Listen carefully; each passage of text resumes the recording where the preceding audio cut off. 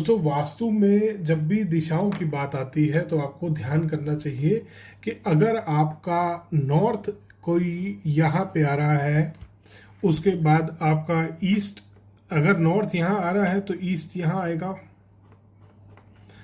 South यहाँ आएगा आपका, और वेस्ट यहाँ आएगा। इस तरीके से आपकी डायरेक्शंस कट हो रही हैं अगर, तो आपको ध्यान करना है ग्रंथों के हिसाब से, जो ग्रंथों में दिया गया है कि आपको जब भी मुख्य द्वार की सही पोजीशन निकालनी है, नॉर्थ अगर यहाँ है, ईस्ट अगर यहाँ आ रहा है, तो पहले उसमें आप एग्जैक्ट देख लीजिए कि नॉर्थ यहाँ आ रहा है आपका, ईस्ट यहाँ आ रहा है आपका। उसके बाद इनका जो सेंटर पॉइंट होगा वो नॉर्थ ईस्ट होगा, इन दोनों का जो सेंटर पॉइंट होगा वो नॉर्थ ईस्ट होगा। इसके बाद ग्रंथों में जो दिया है कि 9 बराबर भागों में पूरी एक डायरेक्शन को डिवाइड कीजिए, उसके बाद मुख्य द्वार निकालिए। तो आपको बहुत बार लोग एंगुलर डिवीजन से कंफ्यूज हो जाते हैं।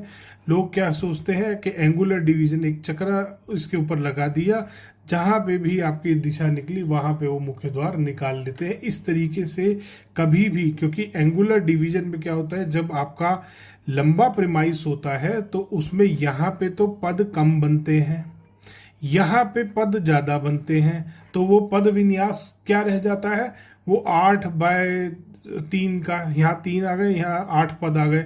इस तरीके से पद विन्यास होता है। इस तरीके से पद विन्यास आपको नहीं करना। 9 बराबर भागों में दिशा को डिवाइड करके आपको मुख्य द्वार निकालना है।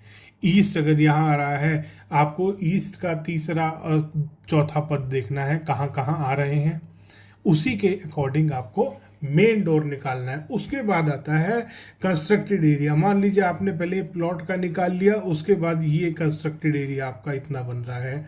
यहाँ पे कंस्ट्रक्टेड एरिया का भी मेन डोर जब आप निकालेंगे तो अलग से इसका, पहले प्लॉट का पद विन्यास किया है, फिर आपने इसका पद विन्यास करना है। इसमें जहाँ पे जो दिशा कट करेगी उसके अकॉर्डिंग जहाँ पे भी आपको आपका मुख्य द्वार सूटेबल लोकेशन पे आ रहा है, उस तरीके से मेन डोर निकालेंगे।